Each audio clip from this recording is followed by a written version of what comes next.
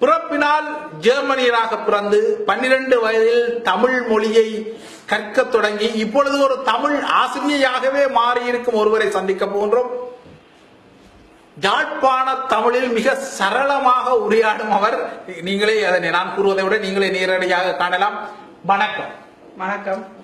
கூறுங்கள், 12 வயதில் எவ்வாறு இந்த தமிழ் மொழியை, அதாவது நீங்கள் ஒரு டச் லாங்குவேஜில் பிறந்த ஒரு ஜெர்மனிய பூர்வீகமாக இருக்கும் பொழுது எவ்வாறு தமிழ் மொழியை 12 வயதில் கற்க வேண்டிய ஆவல் உங்களுக்கு ஏற்பட்டது? அப்படி ஏற்பட்டில்ல. எங்கிட்ட வீட்டு கிட்ட நிறைய தமிழாக்கள் இருந்தவ. அப்படி ஒரு 87ஆம் ஆண்டுல ஒரு அண்ணன் மனசியும் 3 வயசு மகன் வந்தவ. அந்த பிள்ளைகளோட விளையாடி அந்த பிள்ளைகள் என்ன சொன்னவ தாயிட்டு அதையே கேட்டு நானும் பழகிட்டேன். நான் இந்த கருத்தை கேட்பதற்கு முன்னர் ஒரு கேள்வியை தவறுதலாக கேட்டுவிட்டேன். நீங்கள் உங்கள் டச் மொழியை மறந்து விட்டீர்களா என்போ உடனடியாக ஒரு சடையில் என்னிட கூறினார். நான் என்ன தமிழ் மொழி, எனது தாய்மொழியை மறப்பதற்கு தமிழரா என்று கேட்டார். ஆகையால் உங்களுக்கு இந்த தாய்மொழியை தமிழர்கள் மறக்கின்றார்கள் என்கின்ற ஒரு குறை இருக்கின்றதா? குறை இருக்குது. அதுக்காக எல்லாரும் என்று நான் சொல்ல மாட்டேன். ஆனால் என்ன பொறுத்துக்காக ஒரு பிள்ளை பிறந்து வளர்ந்து தந்தை அம்மா அப்பாவோட தான் என்ன பொறுத்துக்காக வளரும். இப்படிதான் எல்லாரும். சோ அம்மா அப்பா ஆரம்பத்துல இருந்து அந்த பிள்ளைகளோட தமிழ் மட்டும் பேச வேண்டுமென்றா அந்த பிள்ளைகள் என்னண்டு ஒரு 4-5 வயசு வந்த பிறகு தமிழ் மறக்கிறது என்னால விளங்க முடியல. எனக்கு 3 பிள்ளைகள் இருக்கு.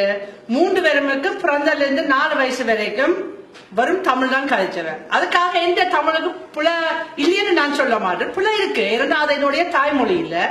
ஆனால் எங்கட பிள்ளைகளுக்கு ப்ராப்பர் தமிழ் தெரியும். இப்ப இங்கிலீஷ் கதைச்சு சில வார்த்தை மறந்துடுவாங்க. அல்லது இங்கிலீஷும் தமிழும் கலந்தும் கதைப்பீங்க. நான் இல்லைன்னு சொல்ல மாட்டேன். ஆனால் என்ன இடத்துல போய் தமிழ் கதைக்கணும் என்ற அவையக்கு கண்டிப்பா அது தெரியும்.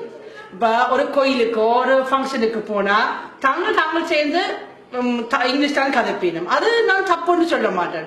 ஆனா ஒரு தமிழ் பள்ளிக்கூடத்துக்கு போனா அங்க நான் தமிழ் தான் கதைக்கணும் என்ற அவையக்கு அது தெரியும். அந்த இடத்துல கண்டிப்பா தமிழ் தான் கதைப்பீனும்.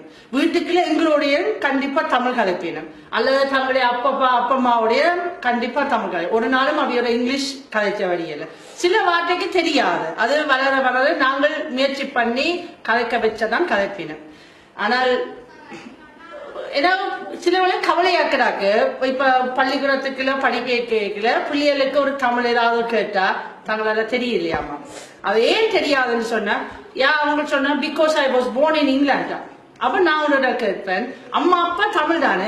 ஓ, ஆனா அம்மா சொன்னா நீங்க இங்க பிறந்தபடியே உனக்கு இங்கிலீஷ் தான் தெரியும். அது சரியான கவலையாக்குறாக்கு. இன்றைக்கு ஒரு பிள்ளை கேட்டேன், ஏன் நம்ம ஹோம்ஒர்க் செய்யலையான்னு. அம்மா சொன்னா இங்கிலீஷ் முக்கியமா. சோ இப்ப எல்லாரும் சண்டை பிடிக்கிறாங்க, ஃபைட் பண்றாங்க, ஆர்ப்பாட்டத்துக்கு ஊர்வலனுக்கு போறது தமிழ்நாடு வேணுமா.